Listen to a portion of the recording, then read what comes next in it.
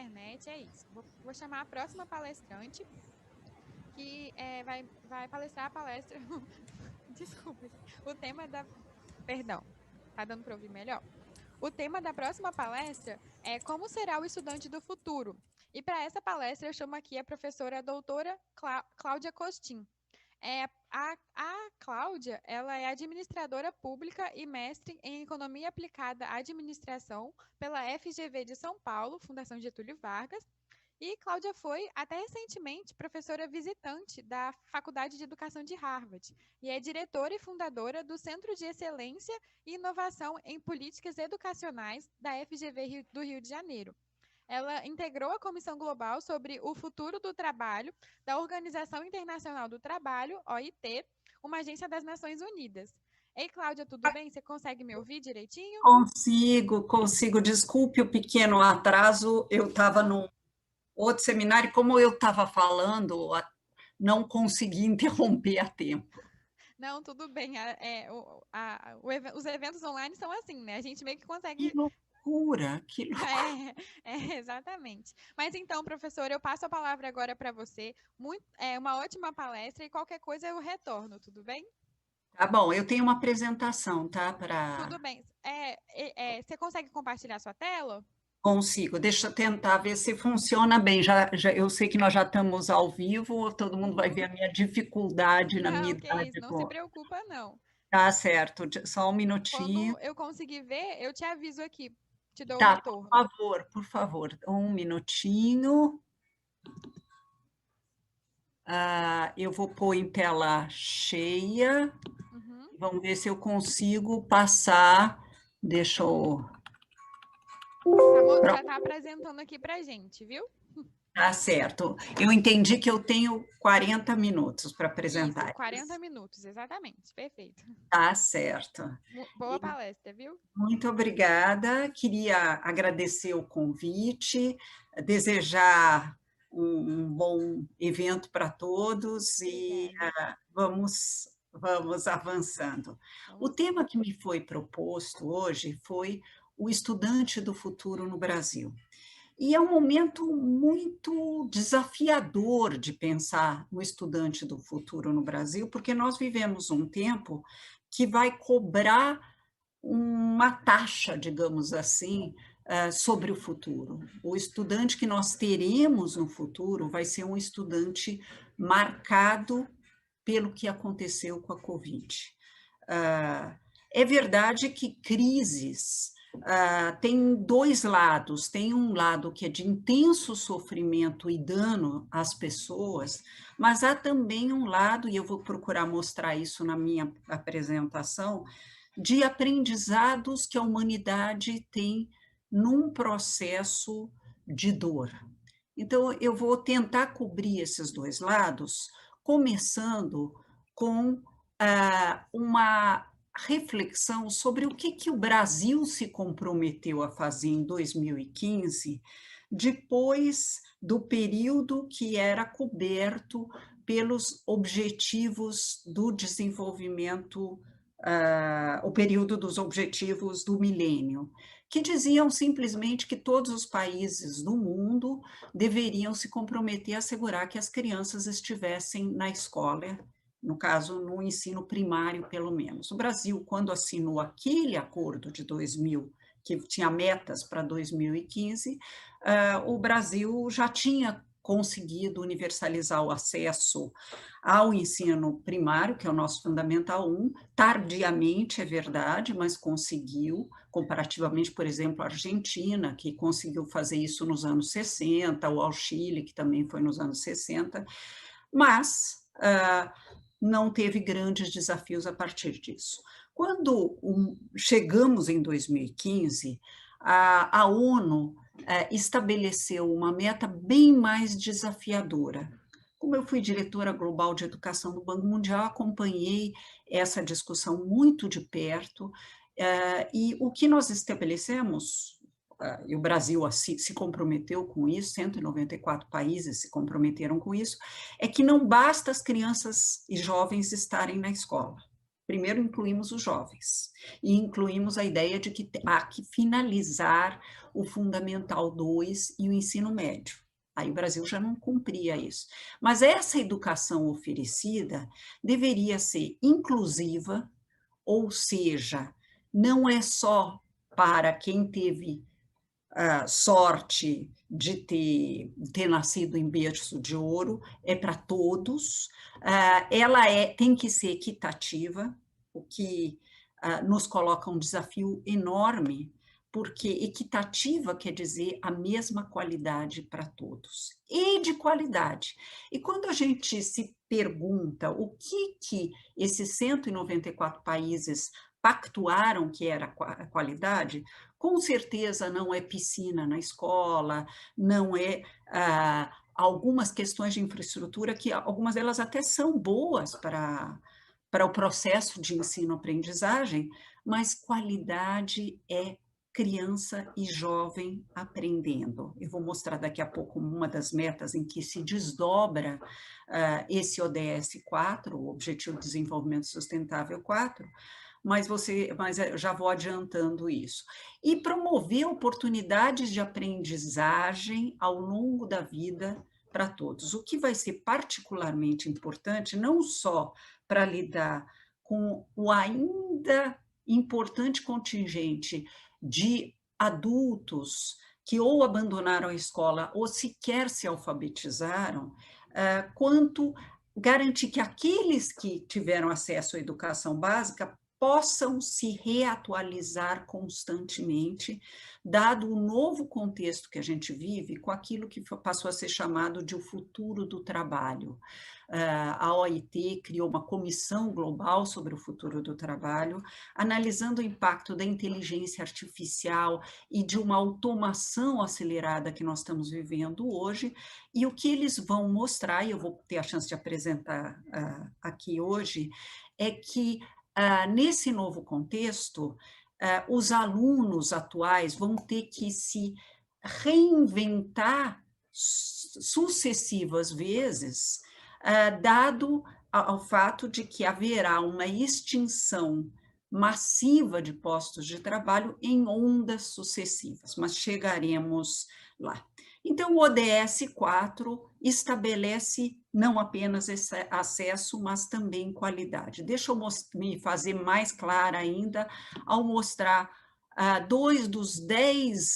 das 10 metas em que se desdobra o ODS 4, esse de educação. Primeira questão é que a gente está falando de até 2030, ou seja, em menos de 10 anos. Nós nos comprometemos a assegurar que todas as meninas e meninos completem a educação primária, o nosso Fundamental 1, e secundária, o nosso Fundamental 2 e ensino médio. Até aqui já temos uma tarefa, Brasil, para garantir que os jovens brasileiros completem o ensino médio. Só 64% deles completam o ensino médio na idade, até 2 anos depois da idade correta, de qualidade, livre e equitativa, reproduzindo algumas das ideias acima, que conduza a resultados de aprendizagem relevantes e efetivos. Ou seja, qualidade é resultados de aprendizado. Isso coloca 2 desafios para o nosso país. Primeiro, que a gente precisa ter clareza de se as crianças e jovens estão aprendendo ou não. Educação, eu tenho dito isso em outras circunstâncias, é uma área muito propensa ao autoengano. Por que é tão importante a gente olhar para resultados de aprendizagem? Porque muitas vezes a gente olha para experiências interessantes que escolas estão fazendo, as crianças estão felizes, mas não se alfabetizam. Então, não basta ser poético, entre aspas, em relação à educação, é muito importante que a gente perceba que, primeiro, ser professor é uma profissão complexa, que demanda perícia específica para a área, e quem fala para vocês começou sua vida profissional como professora de educação básica, hoje eu sou professora universitária, mas é importante não achar que médico precisa ter perícia, precisa medir se a doença está progredindo ou não está progredindo, professor, não, nós estamos falando de ambas profissões bastante complexas. Eu ousaria mesmo dizer que ser professor é mais complexo do que ser médico, daí porque nós temos que, não é uma profissão definitivamente para amadores. E são resultados de aprendizagem relevantes e efetivos.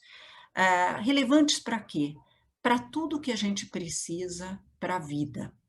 Para a vida presente deles como alunos e para a vida futura, seja para seguir passos adicionais de escolaridade, se quiserem estudar mais, seja para a vida adulta em geral, que inclui cidadania, inclui fruição do belo e do instigante próprio das artes, e que inclui cidadania. Então, daí porque ele é bastante desafiador. São 10 metas, eu pensei que eu tinha trazido 2, eu trouxe uma só para a gente ter uma visão concreta. Mas como é que os nossos alunos estavam no mundo pré-pandemia? Então, vamos olhar para os últimos dados que nós temos mais organizado, e para isso tivemos que ter acesso aos microdados. Então, não tenho os dados do último SAEB, da última prova Brasil, mas a penúltima. E também a Avaliação Nacional de Alfabetização. Primeiro, nós claramente vivemos uma crise de aprendizagem.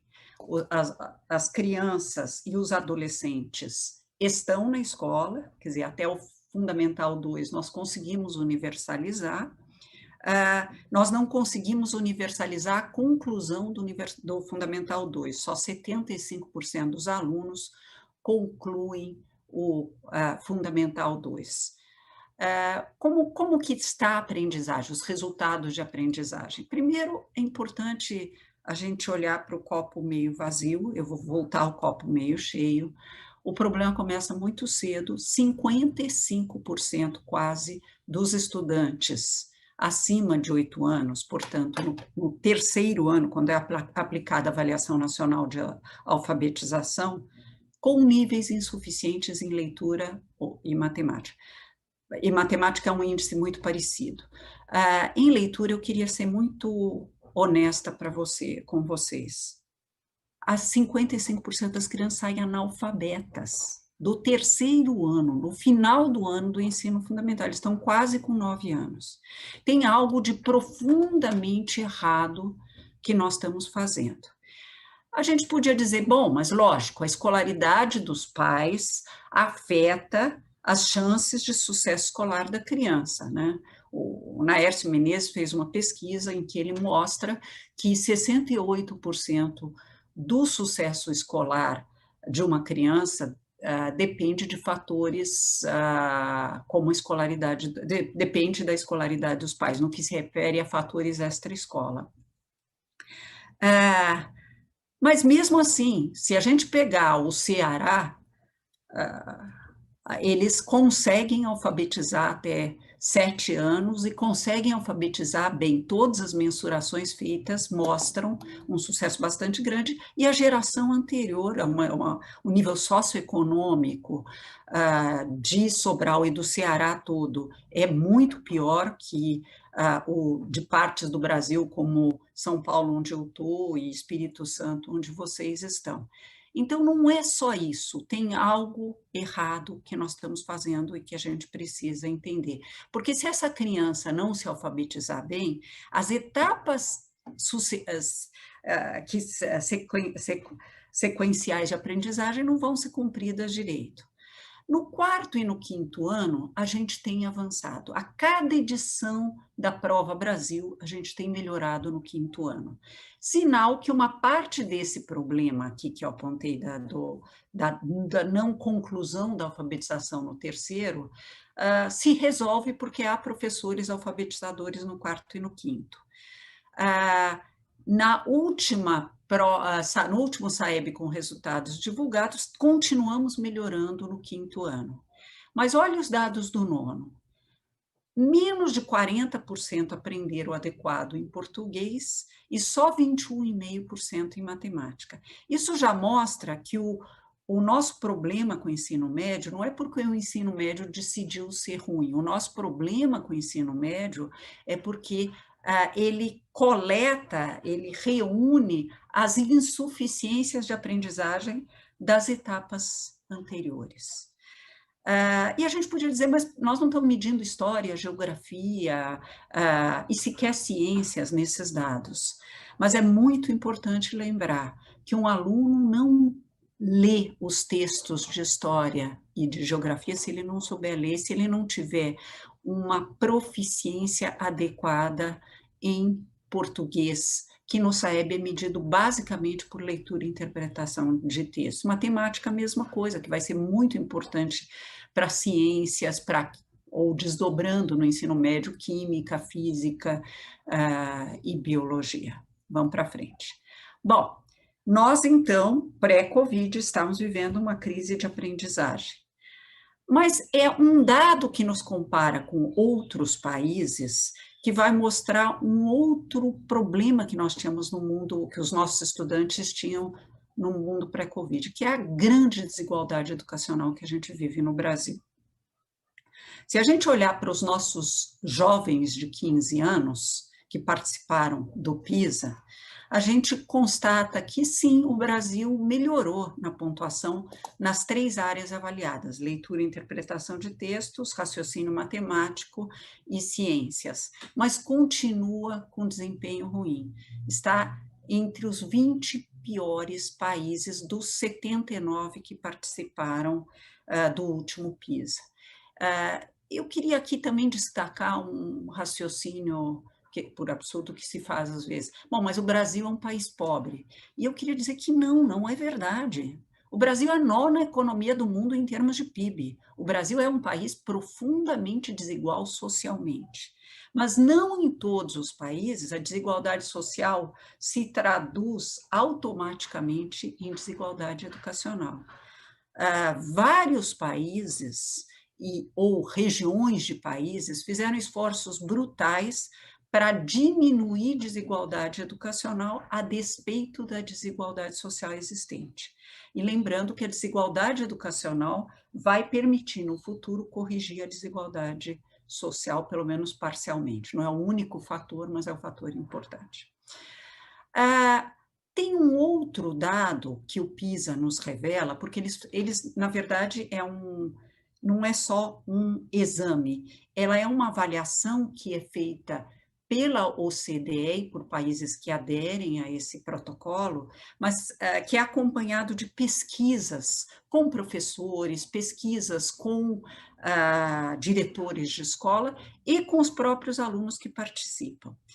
E um dos dados que surgiu nessa pesquisa do PISA foi que a carreira de professor é muito pouco atrativa.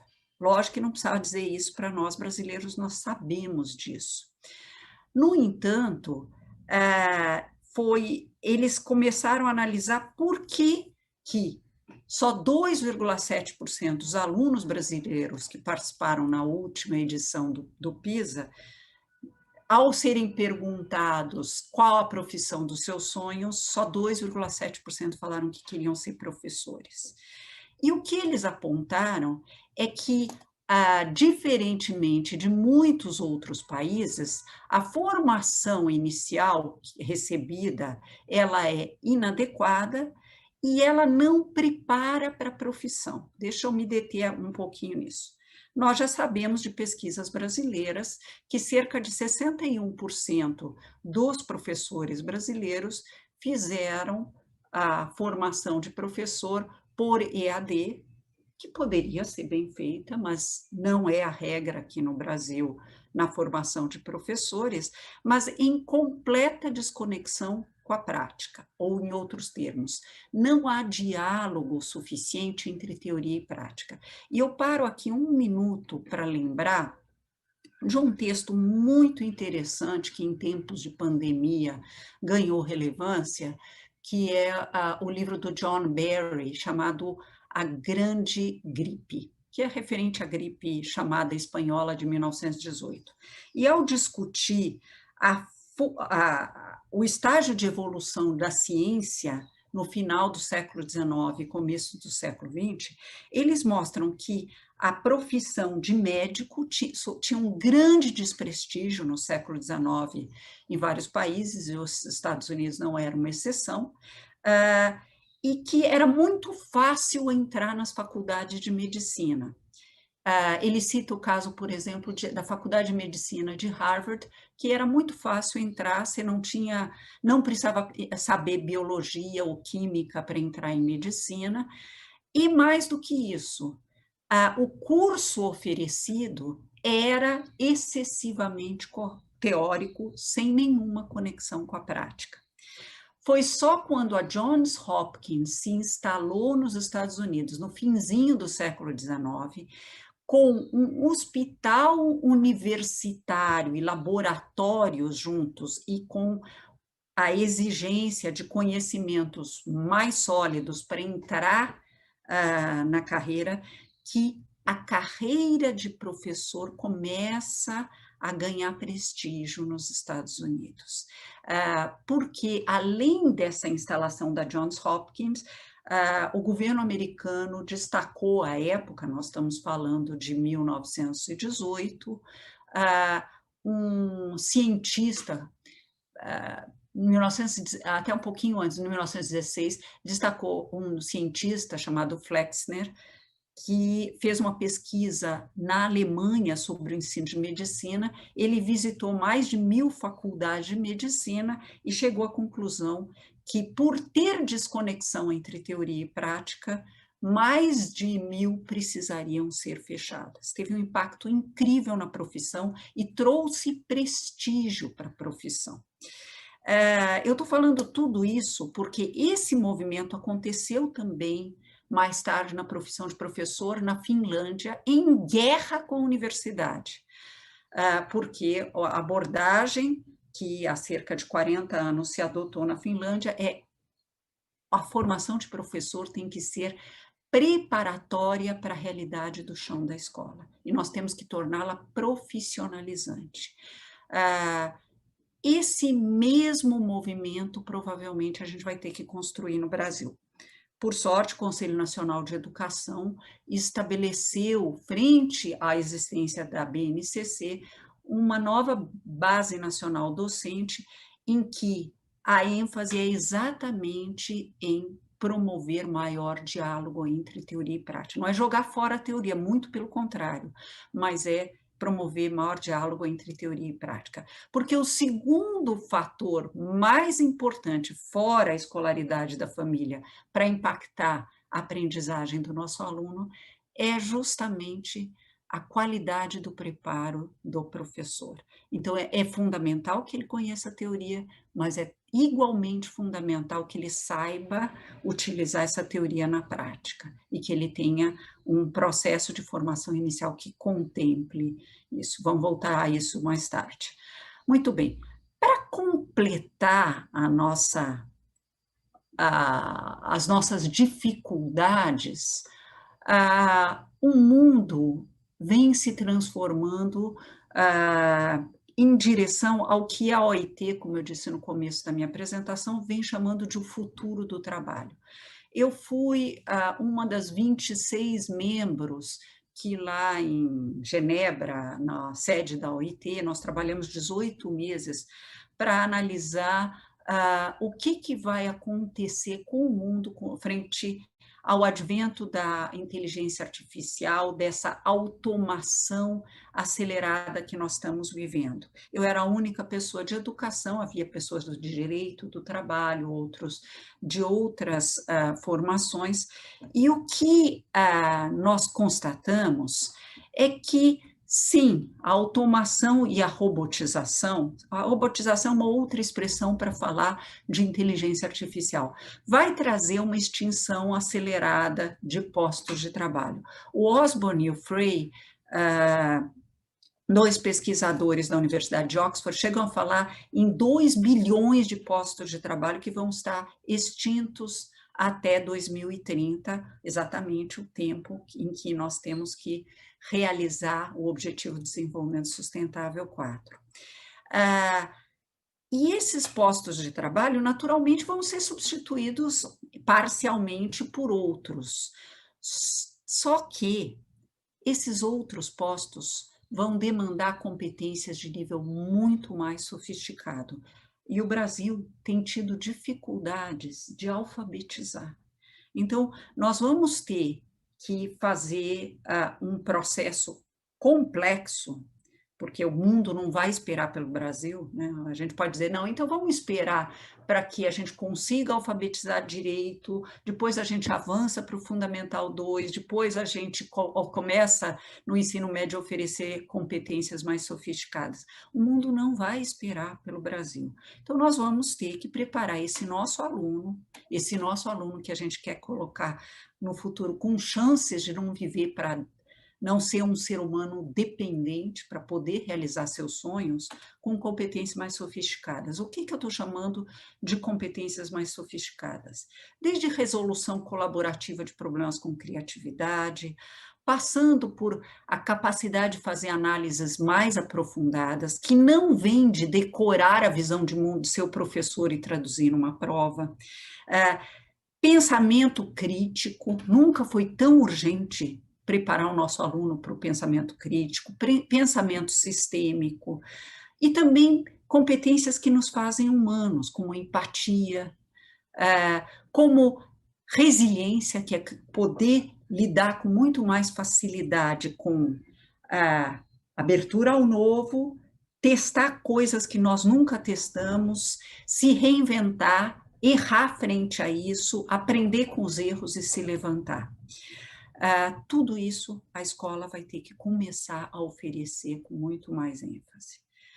Outro desafio que essa época já está nos trazendo, porque não é que isso vai acontecer na Europa ou nos Estados Unidos, a inteligência artificial já está presente no Brasil, já houve migração de empresas internacionais de volta para suas sedes, porque ficou mais barato automatizar do que explorar a mão de obra barata.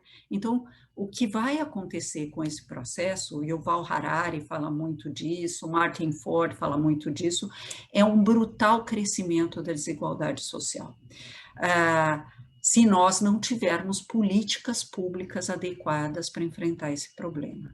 E, infelizmente, aparentemente, políticas públicas e políticas sociais perderam ênfase no período mais recente da história brasileira. E outra consequência que também estamos vendo no mundo e no próprio Brasil é o fato de que a cidadania nossa, que já era um pouco frágil, se fragiliza muito mais, polarização acontece, e isso favorece a emergência de formas novas de populismos. O que eu estou chamando de populismo aqui? É a visão de que existem balas de prata mágicas que resolvem os problemas, é políticos se dirigindo à população como se eles tivessem 12 anos de idade, prometendo coisas que soem bonitas no discurso e não pensando em como olhar para a complexidade das políticas públicas e, no nosso caso, para a política educacional. O que torna urgente formar nossos alunos para uma cidadania crítica. Vamos para frente. Frente a isso, o que o mundo vem fazendo especialmente se eu olhar para o PISA, o ranking do PISA, os países que têm melhores sistemas educacionais vêm fazendo para preparar seus países para essas realidades e que nós ainda não estamos fazendo. Uma delas, foco em resolução colaborativa de problemas e em criatividade. Os robôs não sabem colaborar em problemas não estruturados, eles só sabem colaborar em problemas operacionais. Isso nos desafia a flexibilizar um pouco os currículos e olhar muito mais para a interdisciplinariedade. Como é que eu colaboro, ensino alunos a colaborar para solucionar problemas e não só dou aulas tradicionais sobre assuntos que eles precisam aprender. Um dos itens em que a gente se saiu pior no PISA de ciências foi em aplicar conceitos aprendidos em problemas da realidade. Nós sabemos de cor a tabela periódica dos elementos, mas não sabemos usar isso em coisa alguma. Nós sabemos a fórmula de Bhaskara da equação de segundo grau, mas não sabemos aplicar. E nós sabemos até algumas coisas em termos de análise que nossos professores fazem sobre o mundo, mas não sabemos aplicar problemas que nós não vimos antes. E criatividade, infelizmente, para nós ainda é muito pensar em fazer desenhos bonitos e instigantes, mas não criatividade também na própria questão do desenvolvimento de uma mente investigativa, que é a base de todas as ciências, inclusive as ciências humanas. Outro ponto em que o mundo vem avançando é na personalização do processo de ensino. A ideia de que não faz mais sentido pensar para lidar com qualidade da educação, o meu papel como professor, eu comecei, disse há pouco, a minha carreira como professora de educação básica, é dar aulas, aprendeu, não aprendeu, eu reprovo. Não é nem passar sem aprender e nem ensinar, e se não aprendeu, reprovar. É entender em que contexto de aprendizado, em que situação de aprendizagem o nosso aluno está e permitir que ele supere as suas insuficiências de aprendizagem. O que é ultra desafiador para o Brasil em salas com 40 alunos, 45 alunos, muitas vezes. Porém, a tecnologia aqui entra como um aliado. Você tem já desenvolvido, já em utilização em escolas particulares e nos países desenvolvidos, plataformas adaptativas que ajudam o professor a entender bem por que aquele aluno não entendeu direito porcentagem, que é uma área em que a gente se sai particularmente mal em matemática, e remetê-lo àquela aula digital que ele pode não ter aprendido, sem precisar que o professor pare toda a aula que está sendo oferecida para um grupo de 40 alunos para se dirigir àquele aluno. Quer dizer, você tem mecanismos de apoio ao professor para a recuperação de aprendizagem. Já falei de flexibilização dos currículos, que não quer dizer extinguir as disciplinas, entendam bem, é colocar as disciplinas em diálogo num processo de interdisciplinariedade, por meio de estratégias como aprendizagem baseada em projetos ou aprendizagem baseada em problemas. A questão da cultura digital e do ensino híbrido, que se tornaram particularmente urgentes dada a crise que a gente vive hoje com a Covid, o desenvolvimento de competências para o século XXI, aqui eu queria ressaltar que quando a gente fala em competências socioemocionais, nós não estamos num modismo. Ficou cada vez mais claro, mediante pesquisas científicas, que ensinar com intencionalidade pedagógica, persistência, garra, que é uma combinação de esforço e paixão, resiliência, empatia, é fundamental para a adaptabilidade, para o progresso do aluno nas mais diversas disciplinas. Mas não é dar aulas de. Aliás, tem um comentário importante aqui. o professor que não tiver persistência, ele vai ter uma dificuldade brutal de ensinar persistência para o seu aluno. Ele tem que desenvolver essas competências, daí o desafio das universidades em formá-los para isso também, em si próprio. Um professor que desiste do aluno vai ter grandes dificuldades de falar para o aluno, seja persistente, você não está aprendendo, mas se você colocar esforço no que você está fazendo, você vai conseguir avançar. Mas tem um comentário interessante que os nossos alunos, esse nosso aluno que a gente quer que seja um aluno do futuro, acabou desenvolvendo de uma maneira ou de outra, não só por ações de ensino, durante o isolamento social que nós estamos vivendo hoje, que é adaptabilidade. Todos nós, professores, alunos, pais de alunos, tivemos que nos adaptar a uma circunstância muito diferente do que a gente vivia antes. E, de alguma maneira, nós nos adaptamos. Empatia, saber se colocar no lugar do outro. O número de jovens que foram fazer compras para idosos do seu prédio, se ofereceram para levar cestas básicas. Eu estou em contato com muitos pais de alunos de escolas públicas e é impressionante o que esses jovens estão fazendo hoje em dia. Não são todos, evidentemente, mas muita gente. E abertura ao novo.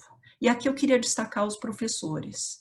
A abertura ao novo vai ser fundamental, como eu disse há pouco, nesse contexto em que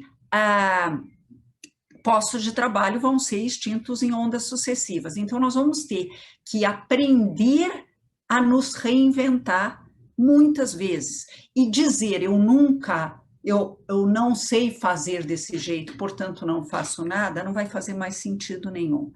Eu queria elogiar um exército de professores que foram para a linha de frente, nesse contexto tão sofrido que nós estamos vivendo, e foram assegurar a aprendizagem para os seus alunos, tornando-se, entre aspas, youtubers, atores em programas de televisão que davam aulas, no rádio, né? Impressionante o que aconteceu com o rádio, foi muito usado, especialmente no Nordeste, preparação de atividades para os seus alunos, por apostilas, textos impressos, uso de grupos de WhatsApp de pais na educação infantil, gravando orientações para os pais e uma mensagem personalizada para os alunos pequenos, para que eles não perdessem o vínculo para a escola. Tudo isso envolve uma abertura ao novo brutal.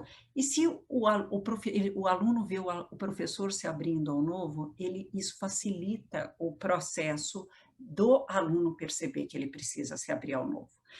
E, voltando para a primeira atitude que os países com bons sistemas estão desenvolvendo, que é tão importante, que é a expressão colaboração, resolução colaborativa de problemas, também como comunidades virtuais de colaboração entre professores foram criadas nesse processo de troca entre eles de estratégias. Eu fui convidada por vários grupos de professores de escolas públicas que me pediram para fazer uma palestra para o grupo, inclusive com um grupo que trabalha em educação indígena, lá no estado do Amazonas, que me pediram para fazer uma live e discutir com eles algumas ideias do que eles poderiam estar fazendo. Então, colaboração é uma expressão muito importante para esses novos tempos que a gente vive. Mas tão importante quanto isso é a questão do protagonismo do aluno. O protagonismo do aluno vem sendo valorizado por países que têm bons sistemas educacionais, eles chamam isso em inglês de student agency, formar o aluno tanto para a autonomia no processo de aprender, quanto para uma atuação nas múltiplas comunidades que se interconectam a partir da comunidade escolar, a comunidade local, em ações transformadoras.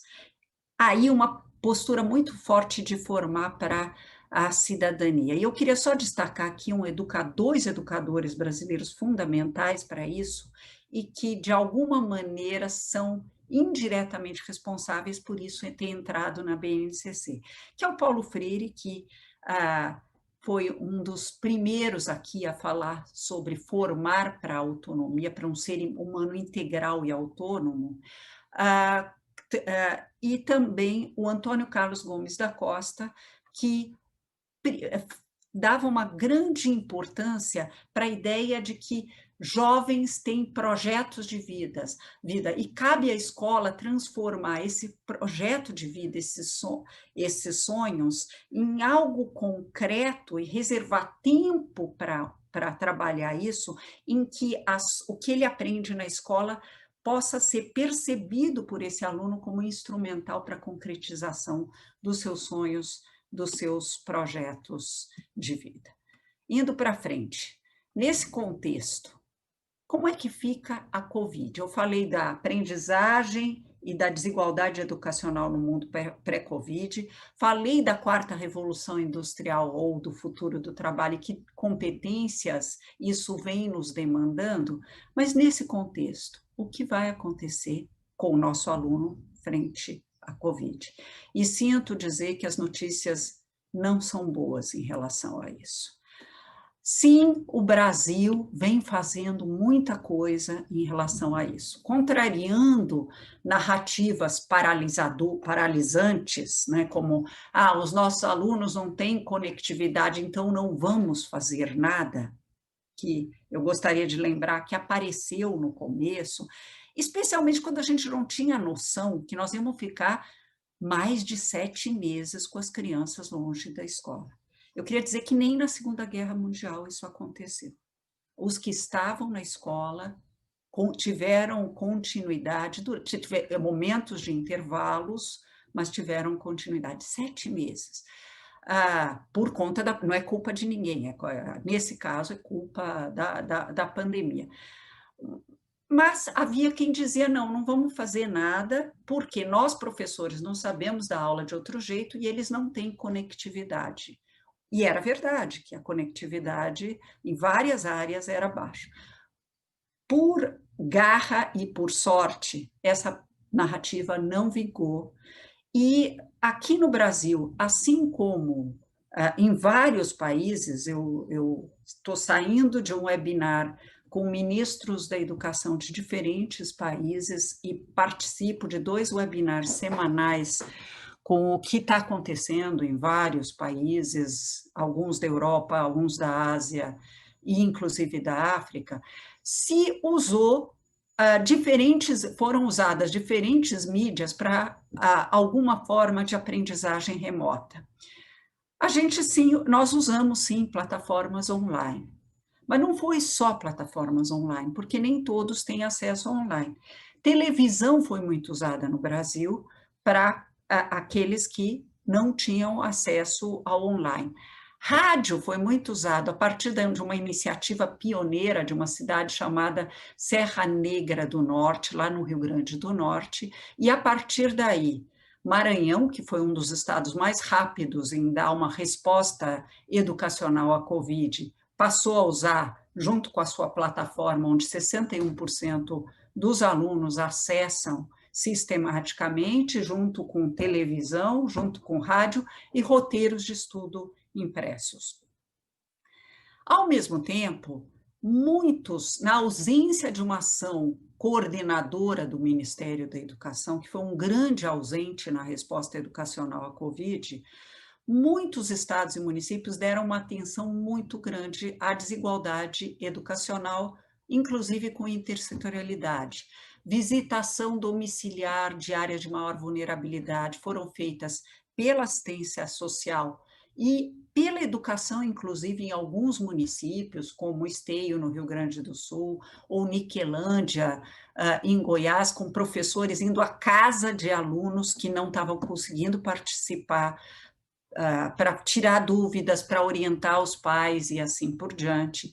Orientação para os pais de alunos com deficiência, do que pode ser feito em casa, e orientação para pais de crianças na educação infantil, algumas formações emergenciais de professores, claramente insuficientes, mas também ninguém estava preparado para uma situação desse tipo, e vem usando esse tempo, esses 7 meses, vem sendo usados por muitos estados e municípios para planejar cuidadosamente o retorno. Por todos os estados e municípios, evidentemente que não.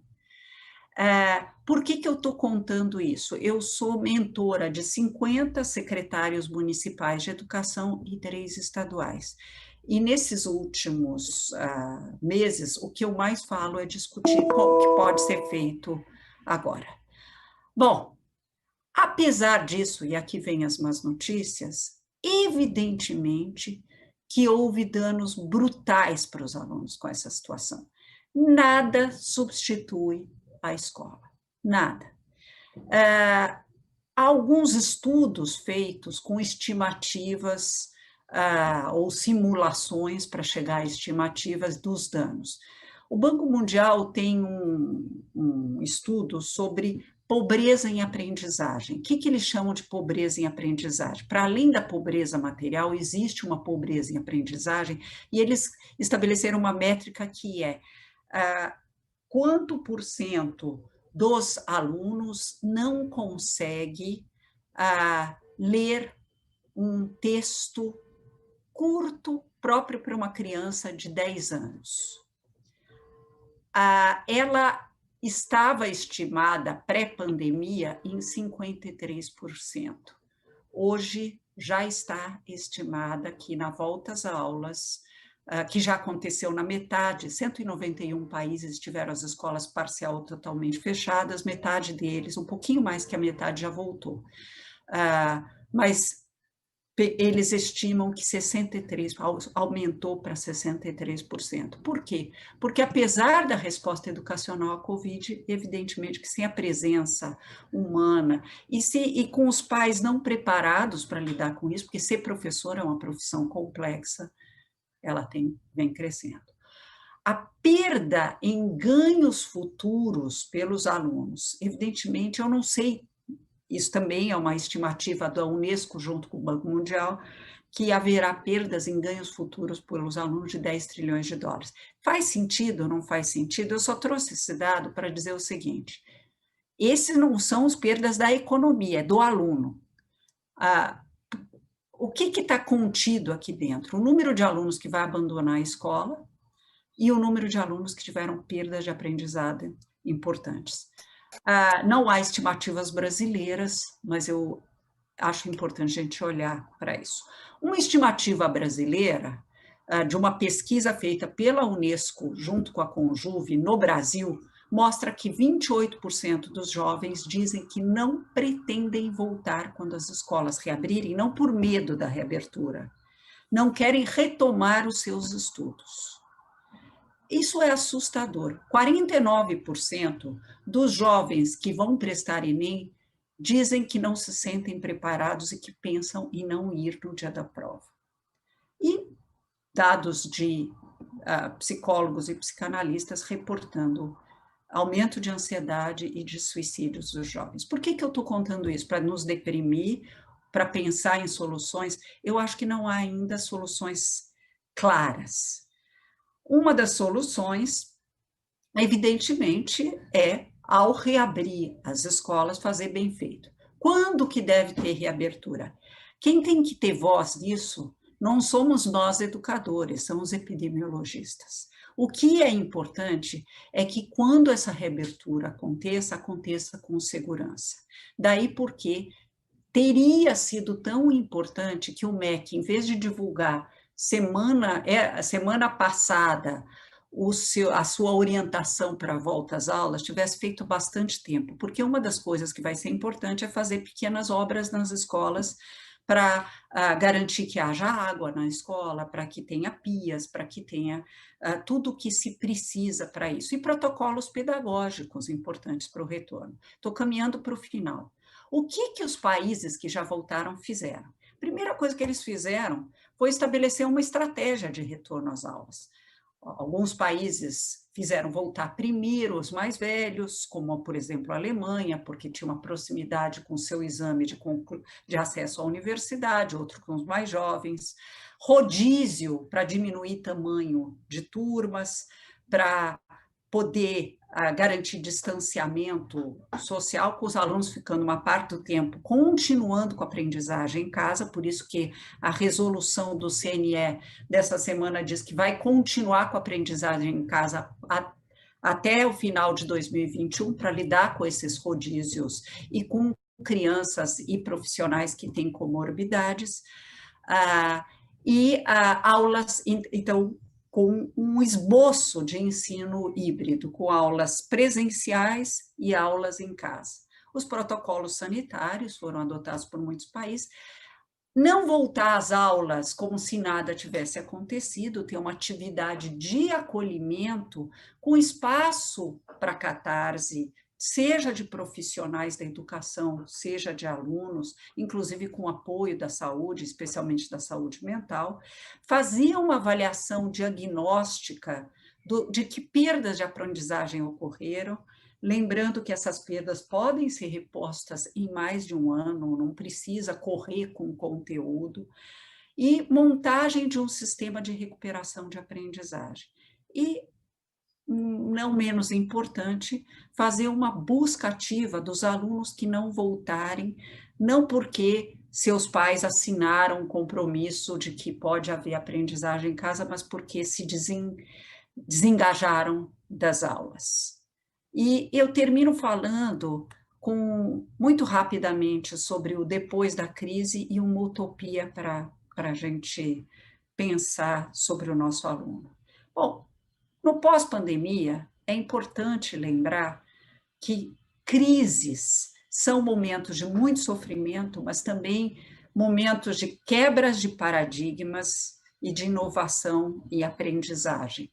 Parece que a gente só inova quando a gente é tirado da nossa zona de conforto. E houve, de fato, aprendizados importantes por parte dos adultos nesse processo. Em primeiro lugar, uma aceleração brutal da inclusão digital de professores e alunos.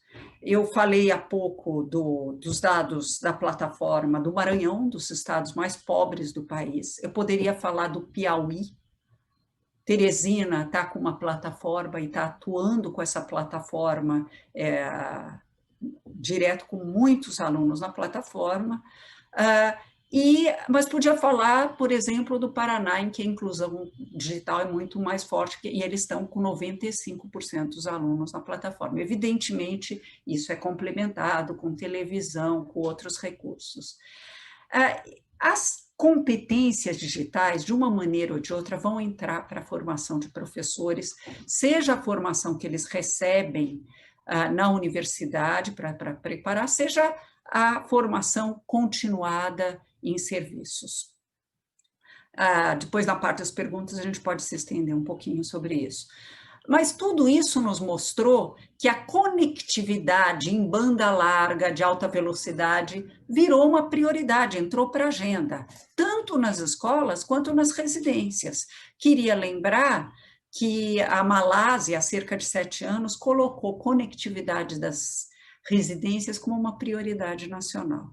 E, para finalizar essa parte, como eu disse no começo, algumas competências foram desenvolvidas entre os alunos que nós, se soubermos trabalhar com elas, vão nos ser muito úteis, como adaptabilidade, abertura ao novo, resolução colaborativa de problemas e formação para a autonomia. Eu termino falando da minha utopia. Nesse contexto, como preparar os alunos para o futuro?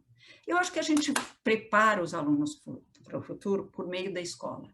Essa fantasia que alguns têm, que homeschooling vai resolver os problemas, é uma falsa visão. Nós temos que fazer com que a escola evolua. E nós temos que criar uma escola em que todos aprendam.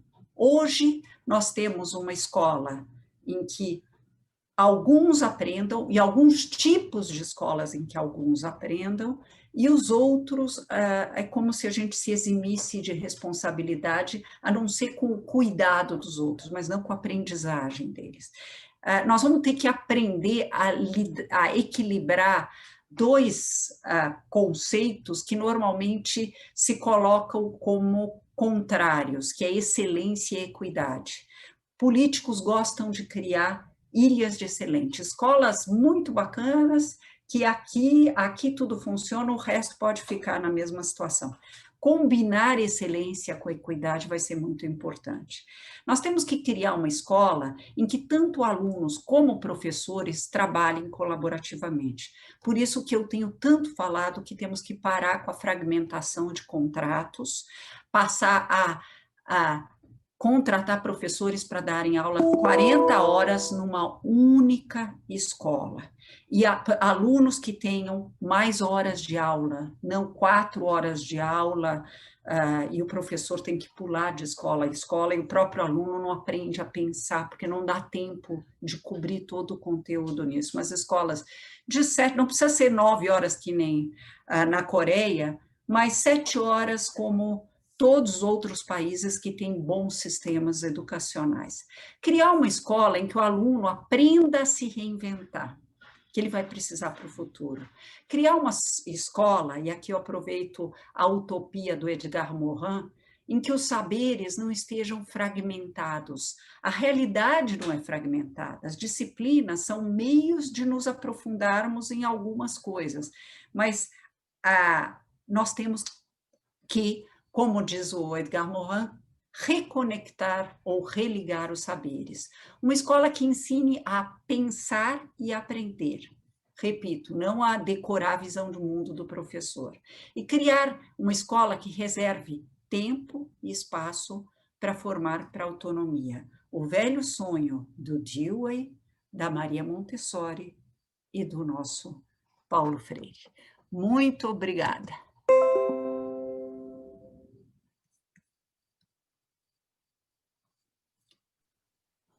Como avançamos agora?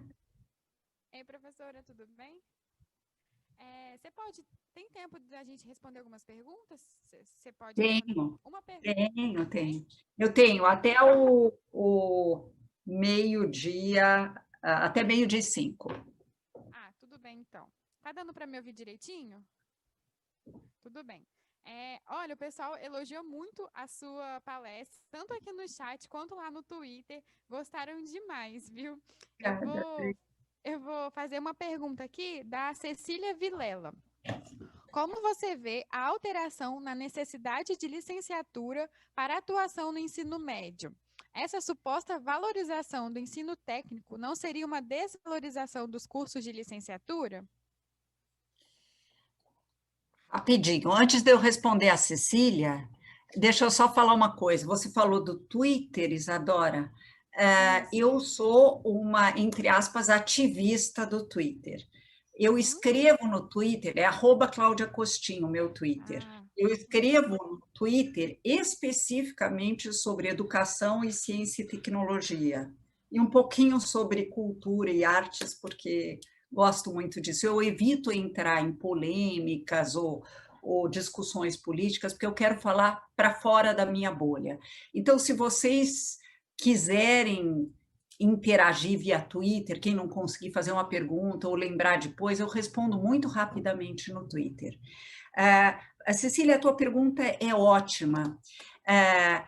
Essa ideia do novo ensino médio, ela lida com a possibilidade de aprofundamento em algumas áreas. E, interessantemente, o primeiro currículo traduzindo a BNCC de ensino médio foi a de São Paulo, em que eles criaram um curso técnico de docência, ou seja, se você quer trilhar depois do ensino médio uma carreira de licenciatura que inclua licenciatura, você pode ir para um ensino técnico de professor, como havia na antiga escola normal, ou o antigo magistério. Então, eles estão recriando o magistério como um itinerário formativo que eu acho que vai ser muito interessante. Mas a tua pergunta não perde sentido, porque eles estão pensando nos novos currículos também numa trajetória mais voltada à matemática, uma trajetória mais voltada às ciências, em que você pode depois trabalhar, fazer uma licenciatura. Nós vamos ter que preparar esse professor no curso universitário para isso também. Como é que eu preparo, não só com cursos adicionais, em que reúna em salas lotadas os futuros professores de matemática ou de artes, todos misturados, mas também trabalhar com as didáticas específicas de cada área, porque ser um professor de arte demanda uma abordagem de pedagogia para artes, e ser professor de biologia demanda outro tipo de abordagem. Então, não basta conhecer teoria, tem que haver, como eu falei, diálogo entre teoria e prática, Cecília. Com certeza. Olha, professor, muito obrigada pela sua participação, por aceitar o nosso convite. Obrigada por responder essas perguntas. Tem mais duas outras perguntas, só que por conta do tempo não dá para a gente responder. Se você me passar as duas rapidinho, eu tento em duas palavras falar delas. Tudo bem, então vamos fazer aqui. Pergunta da Denise Alcântara. O unschooling, ou desescolarização, é um modelo educacional utópico para o Brasil? Uhum. E a outra, eu já respondo as duas. Oi, calma aí. Antônia Lorenzo. Essa corrida pela digitalização por causa da pandemia acrescentou uma pressão em professores que já são massacrados diariamente. Como facilitar a vida desse professor? Bom, primeiro, Denise, eu não acredito em unschooling. A escola foi uma das instituições mais importantes que a humanidade criou. Quando a gente vivia no iluminismo, foi uma luta para dar acesso ao saber a todos e não mais só a nobreza. Foi uma luta incrível que gerou, como resultado, a instituição da escola pública. A escola tem que repensar o seu processo de ensino e não achar que opções extra-escola sejam a resposta. A reinvenção da escola precisa ocorrer, inclusive enxergando o que a gente aprende em diferentes espaços e tempos, mas a relação pessoal entre professor e aluno, acho que é insubstituível. Eu nunca vi uma luta contra tratamento dado por médicos. A gente precisa, e pai não é aluno, ser professor é uma profissão complexa. O que a gente precisa, e já respondendo o Antônio Lorenzo, dando um prefácio à resposta ao Lorenzo, ser professor é uma profissão complexa, nós temos que desenvolver orgulho profissional das nossas práticas. Foi impressionante, Antônio, o que os professores fizeram nesse processo. Evidentemente que eles têm que ser apoiados, mas temos que sair das narrativas que a imprensa apresenta, nos colocando a nós, professores, como alguém de quem se deva ter pena ou piedade. Nós temos que ter respeito profissional e condições de trabalho, mas não é pena. O que os professores fizeram é parecido com o que professores do passado fizeram quando, por exemplo, nos Estados Unidos, na época dos baby boomers, tiveram que dar aulas para 70 alunos. Eu visitei escolas em Xangai, aulas para 55 crianças de terceiro ano, primário. É aceitável? Não, não é, mas é a condição que a gente tem naquele momento. O que foi feito na pandemia foi que os professores ganharam uma valorização profissional e menos piedade. Vamos construir em cima disso, lutando por melhores condições de trabalho, e como você bem colocou, sim, a digitalização foi um grande desafio, mas ela pode ser uma grande parceira do professor. Então, lutando por políticas educacionais que nos facilitem o acesso a isso. Vários municípios já estão tentando construir isso, alguns estados também, e que a formação que a gente recebe, seja inicial, seja continuada, olhe para isso com muito mais atenção. Era isso que eu queria falar.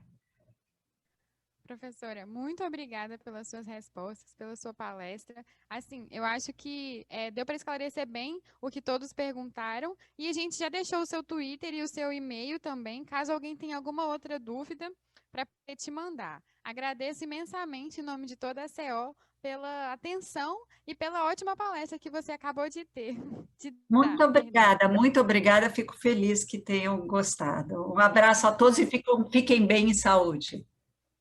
A gente que agradece. Tchau, tchau, viu? Tchau.